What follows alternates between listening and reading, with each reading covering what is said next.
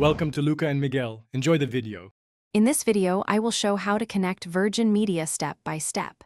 Start by unplugging any old equipment and placing the Virgin hub near a central outlet and away from obstructions.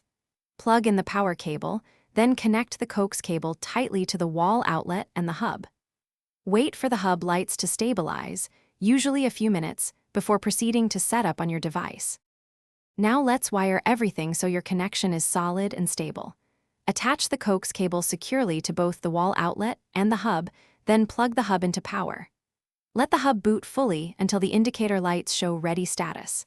If you prefer wired speed, connect an Ethernet cable from the hub to your computer or a separate router. Keep cables tidy to avoid interruptions and signal loss. If you're finding this guide useful, please subscribe and like to support more helpful videos. Quick recommendation. A book called The Simple Path to Wealth offers clear money advice and funny perspective that pairs surprisingly well with setting up a home network because both bring long-term calm to your life. Check the description for the link and other deals, then now let's get back to the video. Next, we'll get your devices online with the hub's Wi-Fi in a few simple taps. Locate the network name and password printed on the hub or the setup card.